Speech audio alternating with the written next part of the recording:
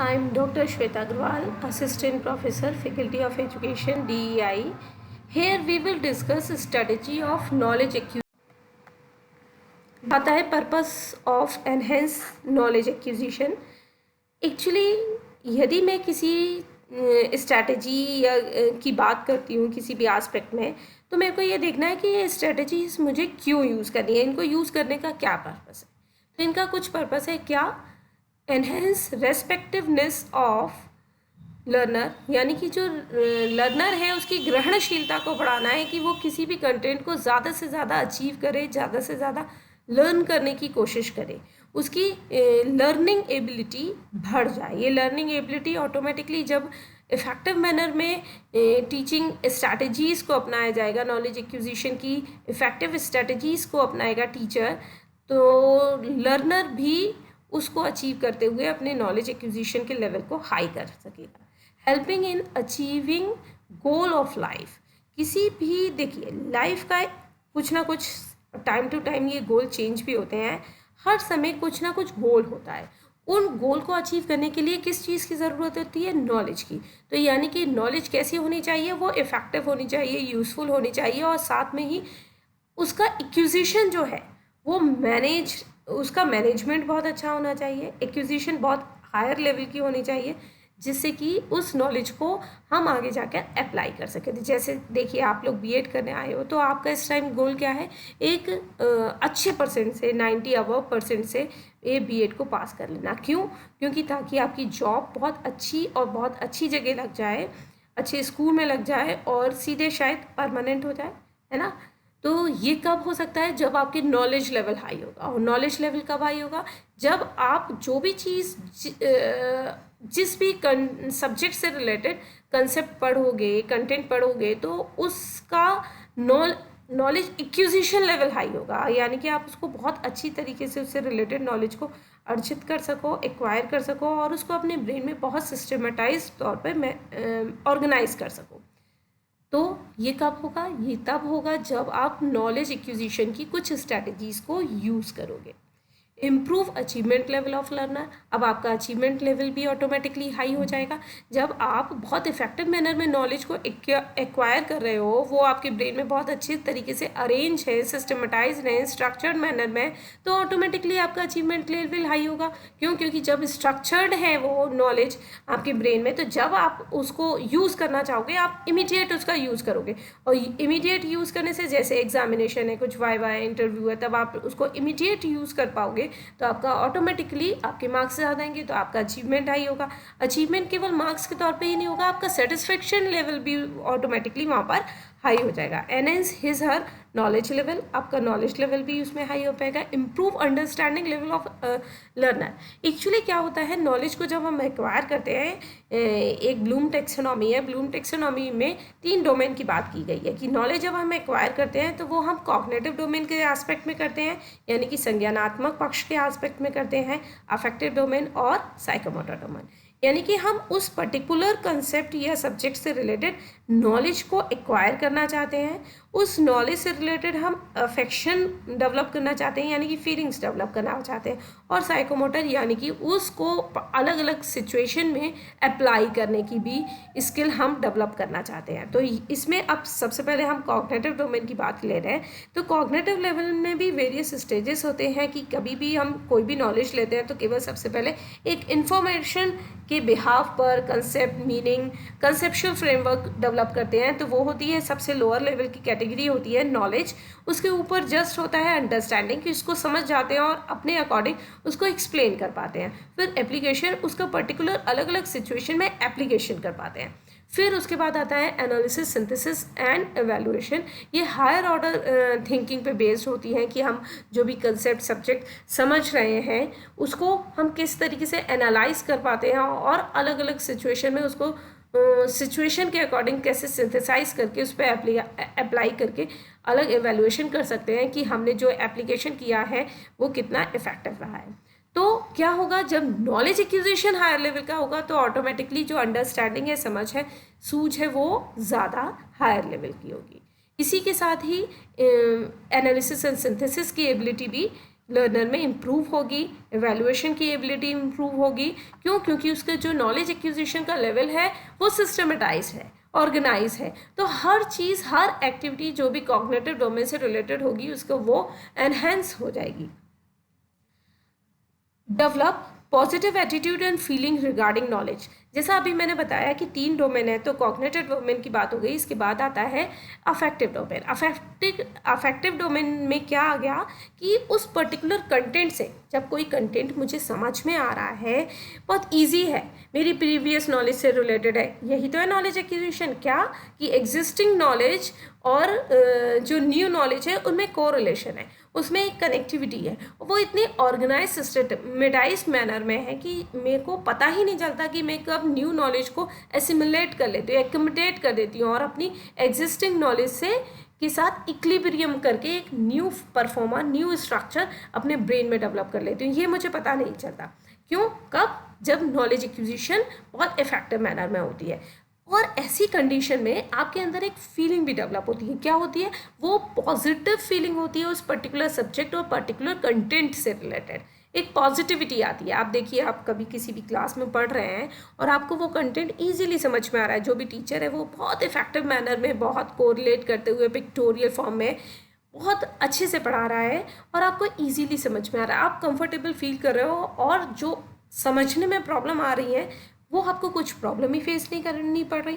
तब क्या होता है?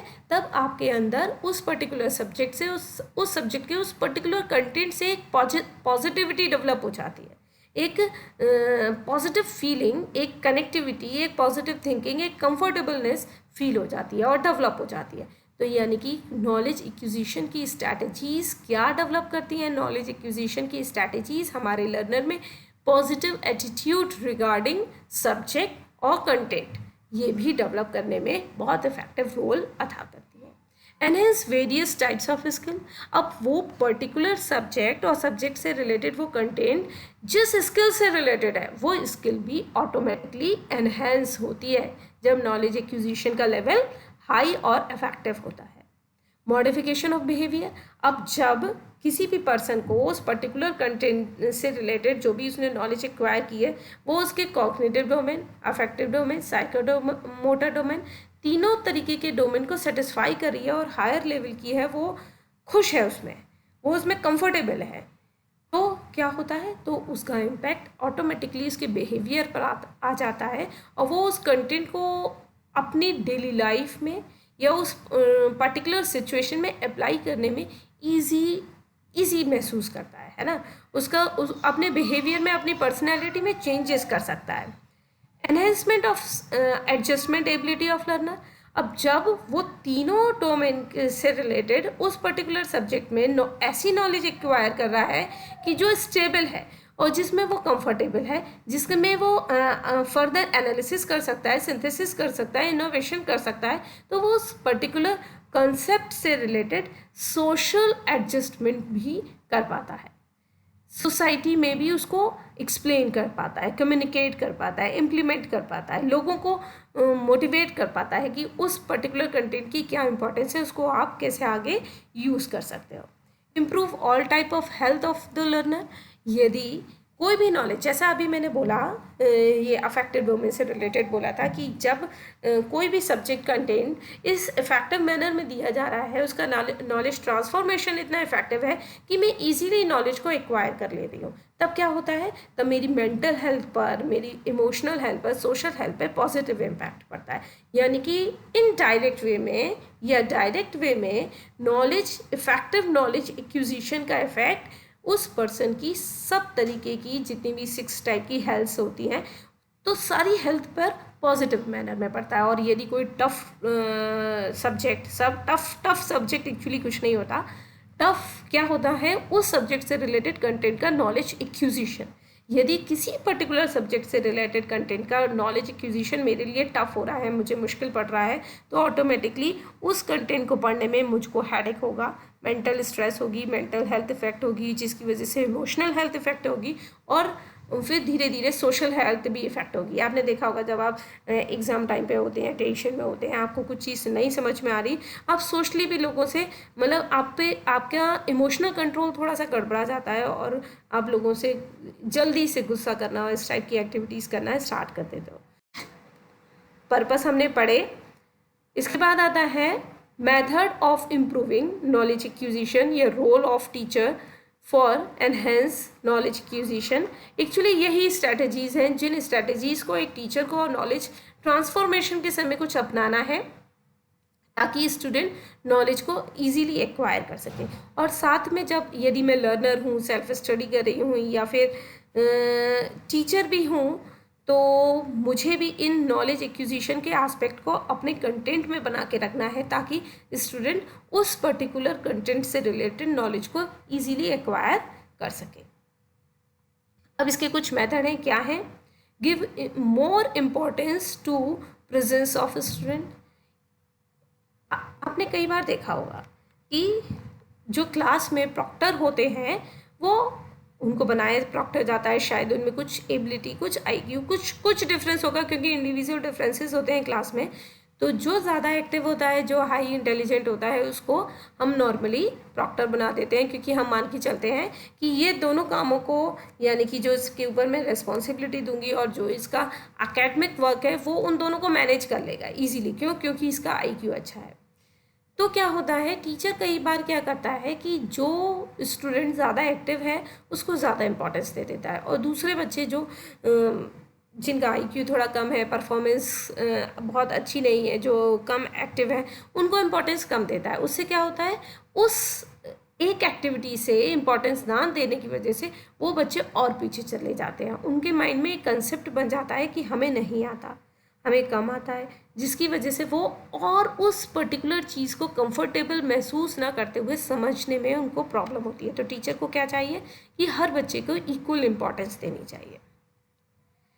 इम्प्रूव कंसंट्रेशन, कोशिश करनी चाहिए कि वो जो भी कंटेंट पढ़ाए वो इतना इफेक्टिव मैनर में हो, उसके साथ बहुत सारे ऑडियो विजुअल एड्स हों, बहुत सारी अलग अलग टाइप की टेक्निक्स हों, इंट्रैक्शन हो और स्पेशली हर बच्चे से इंट्रैक्शन करना चाहिए ताकि कंसंट्रेशन उनका हाई हो सके।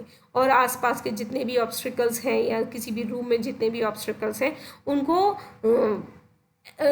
हाईलाइट नहीं होने देना चाहिए, उनको दबा देना चाहिए ताकि उनका ध्यान कंसंट्रेशन पूरा टीचर के और कंटेंट के ऊपर बना रहे। Improve interest and aptitude in the content.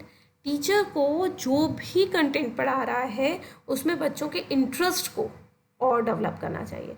ठीक है, ये मैं एक वीडियो में पहले भी बता चुकी हूँ। इंटरेस्ट क्या है, मेरे लाइक्स एंड डिसलाइक्स, और एप्टीट्यूड क्या है, वो लाइक्स और डिसलाइक्स जो कि इनबॉर्न है, मेरे अंदर पहले से हैं।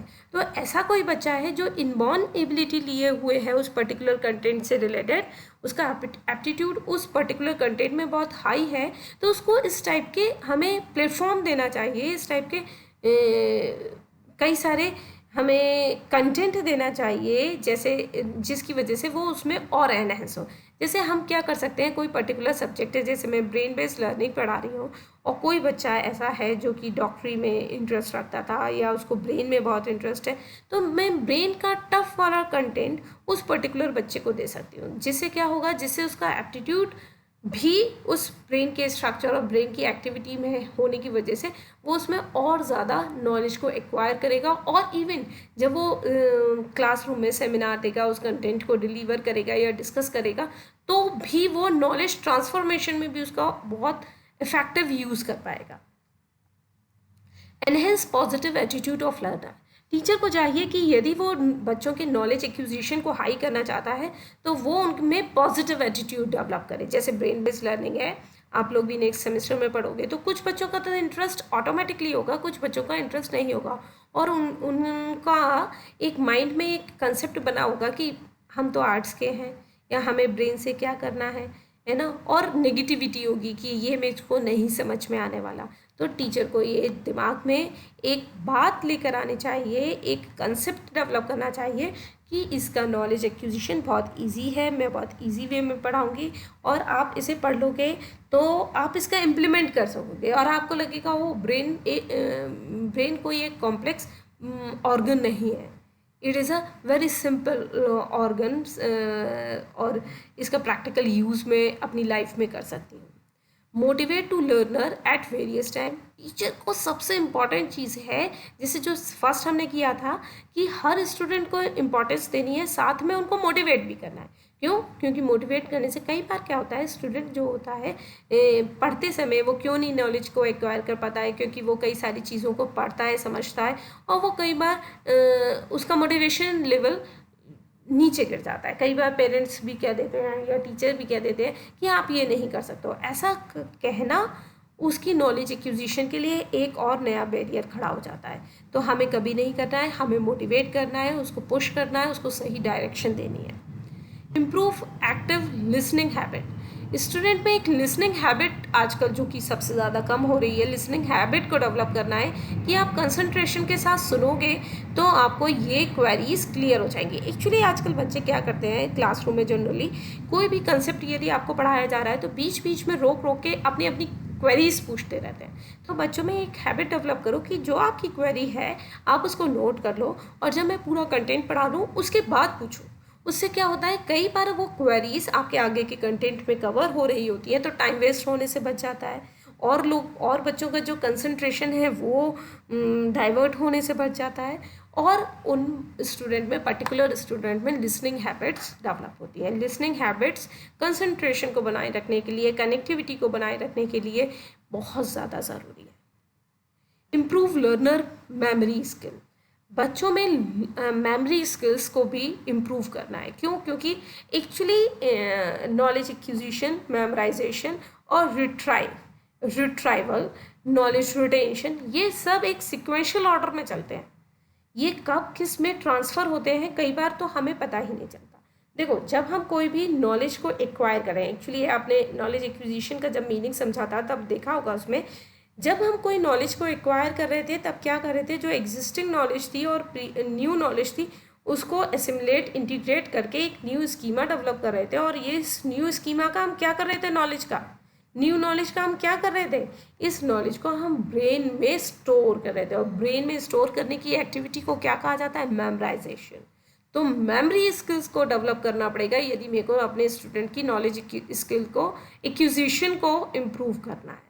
तो मेमोराइजेशन से रिलेटेड जितनी भी एक्टिविटीज़ हैं, मेमोराइजेशन में सबसे इम्पॉर्टेंट एक्टिविटी होती है कॉन्शियसनेस, यानी कि जो भी मैं कंटेंट डिलीवर कर रही हूँ अपनी क्लासरूम में, वो इतने इफेक्टिव मैनर में डिलीवर करूँ कि जो मेरे जितने भी स्टूडेंट हैं वो कॉन्शियस हो जाए। कोई भी स्टूडेंट अनकॉन्शियस माइंड में ना चला जाए, या अनकॉन्शियस स्टेज में, या सब कॉन्शियस स्टेज में ना चला जाए मेरी क्लास में।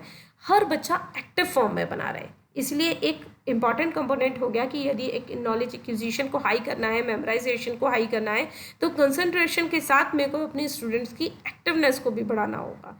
एक्टिवनेस होने से क्या होता है, कॉन्शियसनेस बढ़ जाती है, और कॉन्शियसनेस बढ़ने से ऑटोमेटिकली मेमोराइजेशन और मेमोरी स्किल्स डेवलप होती हैं।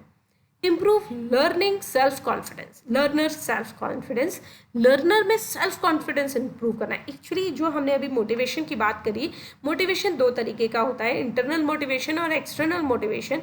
एक्सटर्नल मोटिवेशन टीचर दे देगा, पेरेंट्स दे देंगे, आपको डायरेक्शन दिखा देंगे कि ये आपके लिए इंपॉर्टेंट है, आपके इतने % मार्क्स आने इंपॉर्टेंट है, मार्क्स के साथ में आपको कंटेंट नॉलेज भी होना इंपॉर्टेंट है। आपसे इंटरव्यू में इस टाइप के क्वेश्चंस पूछे जा सकते हैं, आप जब क्लासरूम में होंगे तब इस तरीके से इंटरेक्ट करना होगा।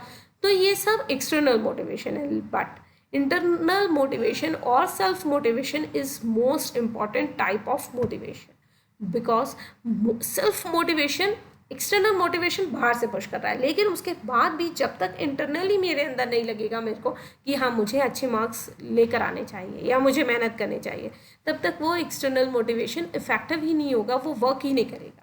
तो इंटरनल मोटिवेशन डेवलप करना होगा, और इंटरनल मोटिवेशन डेवलप करने से ऑटोमेटिकली सेल्फ कॉन्फिडेंस डेवलप हो जाता है। सेल्फ कॉन्फिडेंस डेवलप करना है, सेल्फ ओवर कॉन्फिडेंस डेवलप नहीं करना, क्योंकि ओवर कॉन्फिडेंस हो जाने से भी नॉलेज एक्विजिशन का लेवल लो हो जाता है। Create familiar environment for giving relaxed attention, एक टीचर को, पेरेंट को घर पर एक या स्कूल में, क्लासरूम में एक ऐसा फैमिलियर एनवायरनमेंट क्रिएट करना है जिसमें स्टूडेंट जो है, लर्नर जो है, वो खुद सेल्फ मोटिवेटेड हो उस एनवायरनमेंट में नॉलेज को एक्वायर करने के लिए। एक प्रेशराइज एक टेंशन वाला एनवायरनमेंट क्रिएट नहीं करना, क्योंकि उसमें नॉलेज एक्विजिशन थोड़े टफ हो जाती है। Teaching with feeling of empathy, teacher को या पेरेंट्स को जब भी पढ़ाना है तो एक एम्पैथी के साथ पढ़ाना है, ताकि बच्चा रिलैक्स्ड माइंड से, और यही जो अभी इन्वायरमेंट की बात हुई, एक फैमिलियर एनवायरनमेंट के साथ, कंफर्टेबल एनवायरनमेंट के साथ, पॉजिटिविटी के साथ उस चीज़ को पढ़ सके, समझ सके। Improve learner face to face communication skill. साथ में नॉलेज एक्वायर करने का मीनिंग ये नहीं है कि मैंने नॉलेज एक्वायर कर लिया और अपने ब्रेन में उसका सेटअप बना लिया, स्ट्रक्चर बना लिया, बस नहीं। नॉलेज एक्विजिशन का मीनिंग है कि नॉलेज एक्विजिशन मेरी अच्छी बनी रहे, उसमें चेंजेस हो, उसमें एनहेंसमेंट हो। इसके लिए ज़रूरी है कि जो लर्नर है उसको एक फेस टू फेस कम्युनिकेशन की फैसिलिटी भी प्रोवाइड करे, ताकि वो जो एक्वायर्ड की हुई नॉलेज है उसको कम्युनिकेट कर सके, उसको एक रिहर्सल कर सके। हमें एक्चुअली कोई भी चीज़ हम क्यों भूल जाते हैं, हम कहते हैं हमने बहुत अच्छी तरीके से याद करी, लेकिन जब तक हम उसको एक्सप्रेस नहीं करते तो वो क्या होता है, वो उसका रिट्राइवल बहुत इफेक्टिव मैनर का नहीं हो पाता, जिसकी वजह से वो स्टोर ही रह जाती है और शायद थोड़े टाइम बाद फॉरगेटिंग मेमोरी में वो चले जाती है। आप एक चीज़ देखिए, आपने कोई भी कंसेप्ट यदि अच्छे से नॉलेज एक्विजिशन को हाई करने का एक तरीका, एक टिप दे रही हूँ कि लर्नर को यदि अपनी नॉलेज एक्विजिशन को हाई करना है तो वो जो भी उसने कंटेंट समझा है, जो भी नॉलेज एक्वायर किया, उस नॉलेज को वो ट्रांसफॉर्म भी कर दे, कम्युनिकेट भी कर दे। जिससे क्या होगा, ऐसा करने से उसकी नॉलेज एक्विजिशन के जो इम्प्रेशन है ब्रेन पर, जो मैंने बताया था आपको, ग्रे मैटर, वाइट मैटर, वो इम्प्रेशन और ज़्यादा डार्क हो जाएंगे, जिसकी वजह से उसका नॉलेज एक्विजिशन बहुत हाई और लॉन्ग मेमोरी में चला जा सकता है। Improve learner reading writing communication skill. Learner की रीडिंग और राइटिंग कम्युनिकेशन स्किल्स को भी एनहेंस करना होगा। टीचर को क्लास में खड़े होकर कई चीज़ पढ़वा सकता है, लिखवा सकता है। क्यों? क्योंकि आप जब छोटे होंगे तब आपके पेरेंट्स, आपके टीचर्स आपसे एक बात कहते होंगे कि कोई भी चीज़ यदि आप याद कर रहे हो तो याद करते समय लिख के याद करो। लिख के याद करने से क्या होता है, तो एक तो हमारे वही 2 सेंसरी ऑर्गन यहाँ पे वर्क करते हैं। 2 सेंसरी ऑर्गन के वर्क करने से क्या होता है, वो इम्प्रेशंस परमानेंट हो जाते हैं, वो उसकी नॉलेज रिटेंशन ऑटोमेटिकली हाई हो जाता है। क्यों? क्योंकि वहाँ पर नॉलेज एक्विजिशन के इम्प्रेशन जो हैं वो डार्क हो जाते हैं। Use child centre teaching method like learning by doing. Teacher को कोशिश करना चाहिए चाइल्ड सेंटर्ड टीचिंग मेथड्स ज़्यादा से ज़्यादा यूज़ किए जाएं, ताकि उसके इम्प्रेशन, उसका नॉलेज एक्विजिशन बहुत हाई हो जाए। इसके लिए सबसे अच्छी टीचिंग मेथड कौन सा होता है, learning by doing. Learning by doing करने से हमारे सेंसरी ऑर्गन ज़्यादा इन्वॉल्व हो जाते हैं किसी भी चीज़ को सीखने में, किसी भी नॉलेज को एक्वायर करने में। तो उससे रिलेटेड जो भी नॉलेज है, जो भी हमने एक्वायर की है, उसके इम्प्रेशन बहुत हाईलाइट होते हैं और वो हमें ज़्यादा समय तक याद रह सकता है। Enhance observational activity of classroom. Teacher को जब नॉलेज एक्विजिशन बच्चों की हाई करनी है तो उसको एक चीज़ करनी होगी, क्या, उसे अपनी क्लासरूम का बार बार ऑब्जर्वेशन करना होगा, ताकि जो बच्चा एक्टिव नहीं है वो भी एक्टिव हो जाए और उसका knowledge acquisition level automatically high हो सके। Use field visit excursion for giving practical knowledge. जैसे अभी मैंने कहा कि चाइल्ड सेंटर टीचिंग मेथड का यूज़ करना है, इसमें लर्निंग बाय डूइंग अच्छी है। तो लर्निंग बाय डूइंग के साथ में एक और मेथड है जिसे हम टेक्निक बोल सकते हैं, एक्सकर्शन और फील्ड विजिट। ये टेक्निक भी बहुत अच्छी होती है। क्यों? क्योंकि इससे वो जो लर्नर होता है वो नॉलेज एकदम उसी सिचुएशन में, उसी कंडीशन में जाकर एक्वायर करता है, जिसकी वजह से उसके इम्प्रेशन बहुत ज़्यादा अच्छे बनते हैं। Enhance practical experiments of learner. Practical किसी भी सब्जेक्ट को उनकी से रिलेटेड कंटेंट नॉलेज यदि मेरे को बहुत अच्छी इफेक्टिव मैनर में देनी है, या उसका ट्रांसफॉर्मेशन बहुत इफेक्टिव करना है, तो मैं उसका एक्सपेरिमेंट करवा दूँ, प्रैक्टिकल नॉलेज दूँ, तभी लर्निंग बाय डूइंग होगी। तो ऑटोमेटिकली नॉलेज एक्विजिशन हाई हो जाएगा। डेवलप रीजनिंग और and logical thinking in student. हमने नॉलेज एक्विजिशन के जो मोड पढ़े थे उसको 2 पार्ट्स में बांटा था, पर्सनल और एनवायरमेंटल, है ना। तो पर्सनल में हमने कुछ मोड्स पढ़े थे, उसमें क्या था, सेंसरी मोड, और रीजनिंग मोड या रेशनल मोड, और एक था इंट्यूशन। तो उसी में से है कि रेशनल मोड, यदि बच्चों को जो भी कंटेंट पढ़ाया जाए तो उसमें ऑटोमेटिकली लॉजिक्स लगवाए जाएं, रेशनल मोड के थ्रू पढ़ाया जाए, तो वो कंटेंट उसे ज़्यादा समय तक याद रहता है और ज़्यादा उसका नॉलेज एक्विजिशन हाई हो जाता है। इसीलिए टीचर को एक काम करना चाहिए कि कभी भी वो कोई भी कंटेंट पढ़ा रहा है तो उससे रिलेटेड यदि कैरेक्टरिस्टिक्स कंसेप्ट डेवलप कर रहा है तो वो खुद ही सारे पॉइंट्स उनको एक्सप्लेन नहीं करे, बच्चों से इंट्रैक्शन के थ्रू उनके व्यूज़, उनकी लॉजिकल थिंकिंग को डेवलप करते हुए उनसे कंटेंट, उनसे पॉइंट्स निकलवाने चाहिए जिससे कि उसको अंदर वो पर्टिकुलर कंसेप्ट कैरेक्टरिस्टिक्स याद रहेंगे। Modification in traditional teaching learning method, यानी कि जो ट्रेडिशनल मेथड्स टीचिंग लर्निंग के चले आ रहे हैं उनमें मॉडिफिकेशन करने की ज़रूरत है टीचर को, ताकि नॉलेज एक्विजिशन प्रेजेंट सिनेरियो के अकॉर्डिंग हायर हो सके।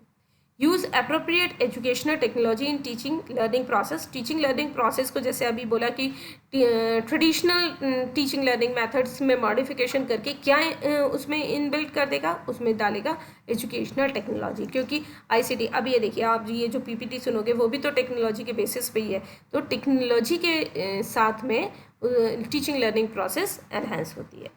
Improve learners time management skill, learners में टाइम मैनेजमेंट स्किल को इम्प्रूव करने से एक्चुअली ये इनडायरेक्ट वे में है, यदि टाइम मैनेजमेंट स्किल डेवलप हो जाती है तो ऑटोमेटिकली एक सेटिस्फेक्शन लेवल हाई हो जाता है। सेटिस्फेक्शन हाई होने से अफेक्टिव डोमेन पे पॉजिटिव इम्पैक्ट पड़ता है, जिसकी वजह से क्या होता है, जिसकी वजह से नॉलेज एक्विजिशन हाई होती है। जब मैं सेटिस्फाई हूँ, मैं खुश हूँ, तो मैं ऑटोमेटिकली जितना पढ़ती हूँ वो बहुत अच्छे से समझ लेती हूँ और उसको एक्वायर कर पाती हूँ।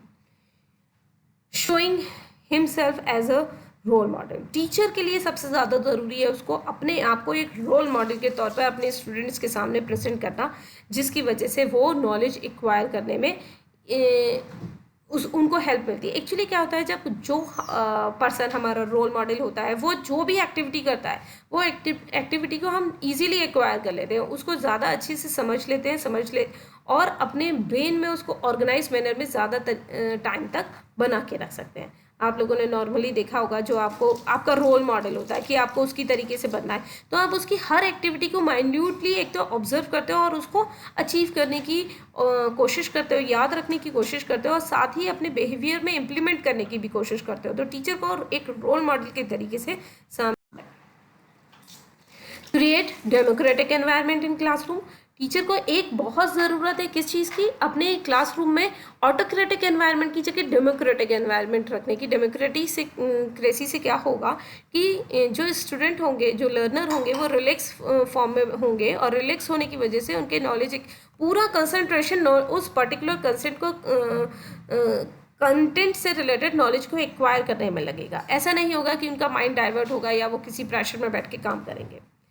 reduce boring activity and environment, use friend like behavior between teacher and student, जैसा पहले होता था गुरु शिष्य के, आप लोगों ने वो पढ़ा होगा वैदिक पीरियड में कैसे होते थे, फादर एंड सन के रिलेशनशिप थे टीचर और स्टूडेंट में।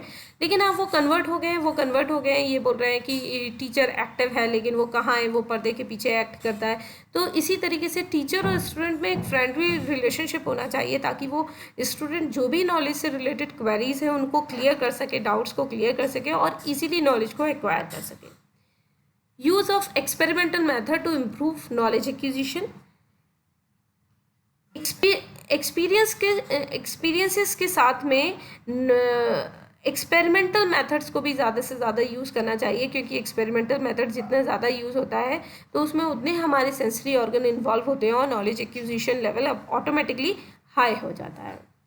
Use pictorial presentation in teaching learning process, teacher को क्या करना चाहिए, टीचर को कोशिश करनी चाहिए कि वो जितनी भी कंटेंट को पढ़ाए वो एक सेंटेंस फॉर्म में, कंटेंट फॉर्म में, पैराग्राफ फॉर्म में ऐसे नहीं पढ़ाए, उसका पिक्टोरियल फॉर्म बना दे। यदि वो ब्लैक बोर्ड पे समराइज भी कर रहा है तो बड़े बड़े सेंटेंस ना लिखने की जगह समरी करे, पॉइंट्स करे और उसको पिक्टोरियल फॉर्म दे सकता है। कोई फार्मूला बना सकता है, कोई फ्लो चार्ट बना सकता है जिसके थ्रू वो ईजीली समझ में आ जाएगा। ये देखिए, यदि हम किसी थिंकर की बात करते हैं तो थिंकर को हम कि किसका जन्म कब हुआ है, बर्थ क्या है, फादर कौन था, उसने कितनी क्वालिफिकेशन थी, क्या किया, कौन सा नारा चलाया, कौन सा मिशन चलाया और उसकी डेथ कब हुई, ये सब हम यदि याद करें एक थियोरेटिकल फॉर्म में तो हमें याद करने में मुश्किल होगी। तो टीचर को क्या करना है, समराइज फॉर्म में यदि वो ब्लैक बोर्ड पर कुछ पॉइंट्स लिख देता है तो स्टूडेंट्स उसे ईजीली याद कर सकेंगे। Use matrix tabulation, use summary at the end of teaching, ये सबसे ज़्यादा इम्पॉर्टेंट है।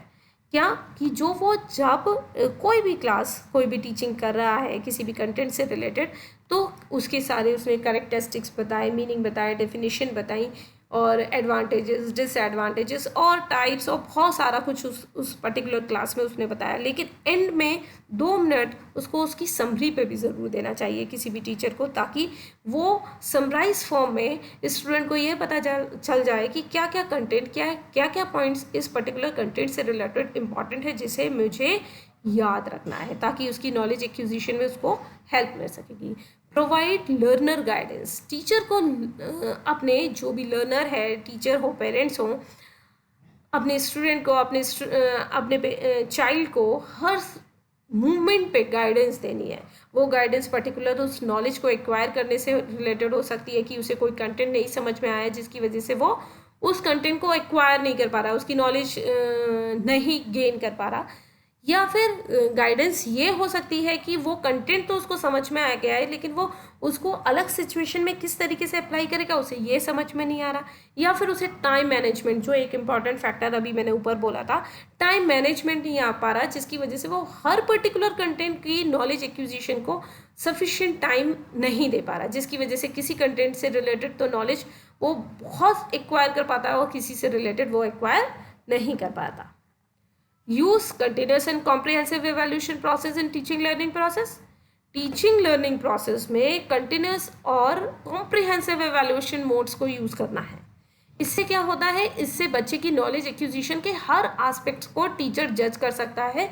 क्यों? क्योंकि यदि किसी बच्चे ने बहुत अच्छी, हमने ये माना एक एस्पेक्ट ले रहे हैं कि उसके एग्जाम में बहुत अच्छे मार्क्स आ रहे हैं, तो हमने माना कि हाँ उसकी नॉलेज एक्विजिशन बहुत हायर लेवल की है। क्यों? क्योंकि उसके मार्क्स आ रहे हैं। लेकिन आगे इम्प्लीमेंटेशन की बात हुई, जब वो स्कूल में या क्लासरूम में गया और उस पर्टिकुलर प्रिंसिपल्स, टीचिंग लर्निंग से रिलेटेड जितने भी प्रिंसिपल्स थे, कंसेप्ट थे और मैट्रिक्स थे, तो उनको अप्लाई करने की बात आई, तो उसके मार्क्स सबसे ज़्यादा आए लेकिन वो अप्लाई नहीं कर पा रहा, जिसके कम मार्क्स आए वो अप्लाई ज़्यादा कर रहा है। तो यानी कि हमने तो केवल एक बेसिस पे, मार्क्स के बेसिस पे उस बच्चे को टॉपर्स में उसका नाम ला दिया, लेकिन एक्चुअली टॉपर कोई दूसरा था जिसको कंटेंट नॉलेज थी, लेकिन वो हाँ उसकी राइटिंग स्किल्स इतनी अच्छी नहीं थी, उसकी एक्सप्रेशन पावर इतनी अच्छी नहीं थी, जिसकी वजह से वो बहुत अच्छे से अपनी एग्ज़ाम में उसको एक्सप्रेस नहीं कर पाया। लेकिन हाँ वो उसका इम्प्लीमेंटेशन उसका बहुत अच्छा करा। इसीलिए टीचर को चाहिए कि वो कंटिन्यूस और कॉम्प्रिहेंसिव इवैल्यूएशन मोड को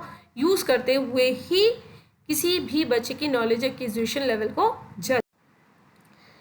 कुछ और टेक्निक्स हैं, some techniques of knowledge acquisition. Normally हमने जितनी भी टेक्निक्स थी जो टीचर को यूज़ करनी है वो हम पढ़ चुके हैं, लेकिन कुछ और टेक्निक्स हैं। क्या? Disproportionate concept. ये डिसप्रोपोर्शनेट कंसेप्ट क्या है, ये देखो, आप ये देख रहे हो, आपको क्या समझ में आ रहा है कि यहाँ पर एक ये तराजू है और इसके बीच में क्या है, पैन लगा हुआ है, पैन की नॉब है, और जो कोई पकड़ा हुआ है, ये पकड़ा कौन है? ये टीचर है। यानी कि किसी भी जजमेंट में सबसे इम्पॉर्टेंट क्या है? इंटेलिजेंस है। और किस में सबसे ज़्यादा ताकत है? किसी भी तराजू, इसमें किसी भी चीज़ को तोलने की ताकत नहीं है, सबसे ज़्यादा ताकत है इस पैन में। और पैन की ये ताकत कहाँ से आ रही है? इस पर्सन के अंदर से आ रही है। और पर्सन में ये ताकत कौन दे रहा है? ब्रेन दे रहा है। क्यों? क्योंकि ब्रेन थिंकिंग कर रहा है, वही जजमेंट कर रहा है। तो यानी कि सबसे ज़्यादा इम्पॉर्टेंट चीज़ क्या हो गई? ब्रेन हो गई। तो यहाँ पर डिसप्रोपोर्शनेट लग रहा है ना कि ये क्या, पेन तो छोटा सा होता है, तराजू बड़ा होता है, यहाँ पर इतना छोटा सा तराजू और बीच में पेन लगा दिया, ये क्या चीज़ है? तो ये इम्प्रेशंस आपको याद रहते हैं। तो नॉलेज एक्विजिशन में किसी भी कंसेप्ट को समझाने के लिए यदि मेरे को इफेक्टिव मैनर में वो कंसेप्ट समझाना है, नॉलेज ट्रांसफॉर्मेशन का लेवल हाई करना है, या बच्चों के नॉलेज एक्विजिशन का लेवल हाई करना है, तो मुझे क्या करना होगा? डिसप्रोपोर्शनेट कंसेप्ट का यूज़ करते हुए उस पर्टिकुलर कंसेप्ट से रिलेटेड कोई ऐसा पिक्टोरियल फॉर्म लेकर आना होगा जिसमें कि उसके साइज में, कलर में कुछ अपोजिट थिंग्स हो सकती हैं, कुछ एक्टिविटीज़ हो सकती हैं जिससे वो प्रोपोर्शनेट नहीं होगी, वो डिसप्रोपोर्शनेट होगी। तो वो कंसेप्ट ऑटोमेटिकली मेरे माइंड में काफ़ी समय तक अपना इम्प्रेशन बना के रखेगा।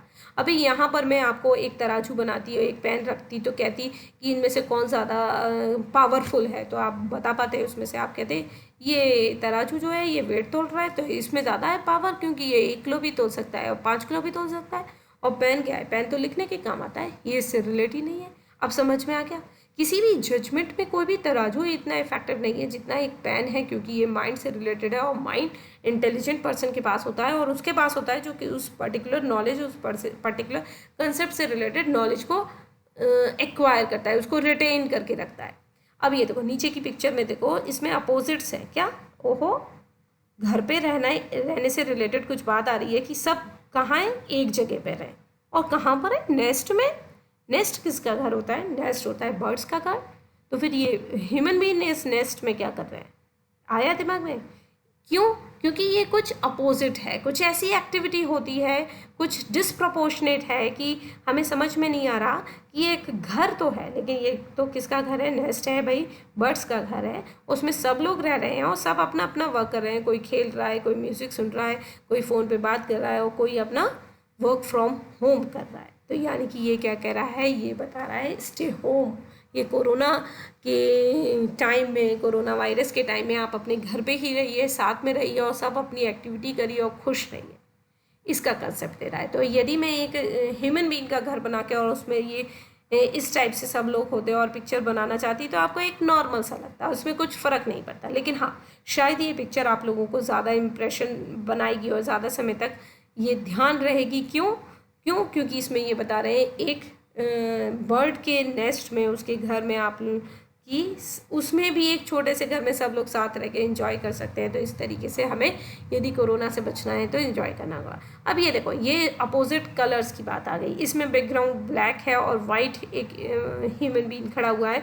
इसमें यहाँ वाइट बैकग्राउंड में एक ब्लैक ह्यूमन बीइंग खड़ा है। तो शायद ये फिगर, ये पिक्चर हमें इजीली समझ में आ रही है कि हाँ, एक ये ह्यूमन बीइंग है जो आमने सामने खड़े हुए हैं और जिसको मेरे को ड्रॉ करने के लिए एक मिनट को भी यदि ये दिखाया जाओ, मुझसे कहा जाए इस टाइप का एक ह्यूमन बीइंग ड्रॉ करो, तो मैं इजीली ड्रॉ कर लूँगी। और मैं इस पिक्चर को भी इंटरप्रिटेट कर सकती हूँ। कैसे इंटरप्रिटेट कर सकती हूँ कि फर्स्ट पिक्चर को मैं कह सकती हूँ कि ये डार्कनेस की होगी, ये नाइट की होगी और ये डे की होगी। तो इस तरीके से यदि मेरे को किसी भी कंसेप्ट को समझाना है तो मैं डिसप्रोपोर्शनेट कंसेप्ट के अकॉर्डिंग या इसका यूज़ करते हुए नॉलेज को ट्रांसफॉर्म कर सकती हूँ, ताकि बच्चे उस नॉलेज को ज़्यादा इजीली एक्वायर कर सकें। और ये डिसप्रपोर्शनेशन साइज़ का हो सकता है, कलर का हो सकता है, अपोजिट हो सकते हैं, एक्टिविटी हो सकती है। तो इस तरीके से हम डिसप्रपोर्शनेट करते हुए और किसी कंसेप्ट को पिक्टोरियल फॉर्म और दे देते हैं तो वो इजीली हमें समझ में आ जाता है। ये एक टेक्निक है नॉलेज को ट्रांसफॉर्म करने की, ताकि नॉलेज इजीली एक्वायर हो सके। और ये भी कह सकते हैं टीचर यदि इस नॉलेज को, इस कंसेप्ट को यूज़ करेगा तो बच्चे की knowledge acquisition automatic.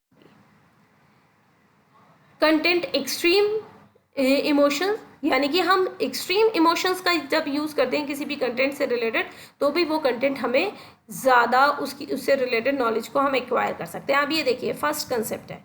First concept क्या है? ये एक नाइट का सीन है, बादल हो रहे हैं और कोई रो रहा है, और जब सन आता है, धूप आती है, गर्मी होती है तो वो खुश होता है। ये सीन कब का हो सकता है? कौन से ये इमोशंस, ये पर्टिकुलर इमोशंस जो इसमें दिखाए हुए हैं नाइट का और डे का, तो ये कौन से वेदर से रिलेटेड हो सकता है? बिल्कुल सही, ये है विंटर सीजन का कंसेप्ट। विंटर में जब नाइट होती है, बादल होते हैं, ठंडक होती है, फोग होता है, तब हमें अच्छा नहीं लगता, और जब सनलाइट आ जाती है तब हम खुश हो जाते हैं। और जस्ट यही सीन समर सीज़न में उल्टा हो जाता है। यदि जब धूप होती है, सनलाइट होती है, तब गर्मी हो जाती है, टेम्परेचर बढ़ जाता है एनवायरनमेंट का, जिसकी वजह से हमें अच्छा नहीं लगता और प्लस यहाँ पर अच्छा लगता है। तो ये कंट्रोवर्सी है, इमोशन है, एक्सट्रीम इमोशंस दिखा दिए हैं और इन एक्सट्रीम इमोशंस को हम अलग अलग वेदर के साथ कनेक्ट करके बच्चों को बता सकते हैं किस वेदर में किस चीज़ की इंपॉर्टेंस ज़्यादा होती है या किस वजह से हमें ये ऐसी फीलिंग होती है कि विंटर सीजन में टेम्परेचर कम हो जाता है एनवायरनमेंट का, जिसकी वजह से ठंड लग रही होती है, तो सनलाइट आने से वो वेदर का टेम्परेचर ऑटोमेटिकली एनहेंस होता है, जिसकी वजह से हमें डे में कंफर्टेबल होते हैं हम और अच्छा फील होता है, नाइट में नहीं होते, और जस्ट समर टाइम में उल्टा होता है। अब एक ये लेते हैं, ये इमोशंस दिखा रहे हैं कि जब कोई जजमेंट किया जाता है तो किस पे, जब आपने सुना होगा दिल की मत सुनो, आपने दिमाग की सुनो, दिमाग से काम लो, तो ये इसी अलग अलग इमोशंस को शो कर रहा है कि जजमेंट में हमें किस इमोशंस को देखना चाहिए, क्या ध्यान देना चाहिए। यानी कि यहाँ पर हमें ना दिल से लेना है, ना केवल देखी हुई बात से लेना है, दिमाग से काम लेते हुए उस चीज़ को बैलेंस करते हुए जजमेंट करना है। तो इसके बाद आता है passionate conscious goal statement. Convert accidental pattern of thinking into the structural pattern of thinking। यानी कि कोई एक्सीडेंटल पैटर्न्स होते हैं थिंकिंग के कि एकदम अचानक से बन गया, वो ना करके टीचर को क्या करना चाहिए, टीचर को नॉलेज ट्रांसफॉर्म करने में कोई स्ट्रक्चर्ड पैटर्न ऑफ थिंकिंग का यूज़ करते हुए किसी भी चीज़ को ट्रांसफॉर्म करना चाहिए ताकि वो कॉन्शियस माइंड में ईजीली चली जाए। क्योंकि एक्चुअली क्या होता है, हम जब किसी भी कंसेप्ट को समझ रहे होते हैं तो एक टीचर या एक बुक या इंटरनेट, जो भी सोर्स है हमारा नॉलेज ट्रांसफॉर्मेशन का या नॉलेज एक्विजिशन का, उससे हम वही कंटेंट अपने कॉन्शियस माइंड में ले जाते हैं जिसकी हमें ज़रूरत होती है या जो हमारे पर्टिकुलर गोल से, हमारी थिंकिंग से कोरिलेट कर रहा होता है, हम ऑटोमेटिकली उसी एस्पेक्ट में ले जाते हैं। जैसे अभी ये देखिए, ये एक स्ट्रक्चर दिया हुआ है, ये स्ट्रक्चर किसी चीज़ का स्ट्रक्चर है, ये किस चीज़ का स्ट्रक्चर है नहीं समझ में ना, हाँ, लेकिन ये कुछ डीएनए के स्ट्रक्चर से कोरिलेट कर रहा है। तो हम यहाँ पे क्या करते हैं, हम इस पर्टिकुलर पिक्चर में उसी चीज़ को देखते हैं जिस चीज़ को जो हमारे गोल से रिलेटेड होती है। हमारा गोल है कि हमें डीएनए का स्ट्रक्चर समझना है, तो इसमें भी हमें डीएनए का स्ट्रक्चर मिलेगा। आपको पता है एक इंटेलिजेंस टेस्ट जब बनाए गए थे, बिनेन साइमन ने इंटेलिजेंस टेस्ट बनाए थे, तो उसने देखा, उसने कुछ इंटेलिजेंस टेस्ट बनाए कि कुछ लोग भूखे थे और उन पर एक इंटेलिजेंस टेस्ट बनाया और देखा कि जो लोग भूखे थे उन्हें हर जगह खाने की चीज़ें ही दिखाई दे रही थी। तो ये क्या है, जो हमारी थिंकिंग होती है, हमारा स्ट्रक्चर ऑफ पैटर्न होता है थिंकिंग का, वही चीज़, वही कंसेप्ट हमारा सामने आता जाता है।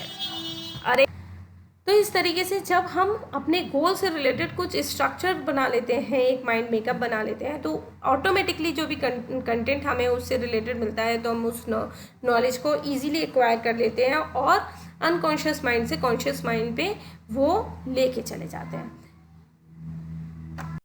तो इस तरीके से हमने देखा कि यदि हमें अपने स्टूडेंट की नॉलेज एक्विजिशन लेवल को हाई करना है तो हमें किस तरीके से किन किन स्ट्रैटेजीज़ को अपनाना होगा, अपनी क्लासरूम में एक डेमोक्रेटिक एनवायरनमेंट प्रोड्यूस करना होगा, एंड में समरी करनी होगी और उसको इजी लैंग्वेज में पढ़ाना होगा। पिक्टोरियल फॉर्म में हो सकता है, फ्लो चार्ट के फॉर्म में हो सकता है और कंट्रास्ट फॉर्म में हो सकता है, साइज में, कलर्स में, और डिफरेंट एक्सट्रीम इमोशंस का यूज़ किया जा सकता है।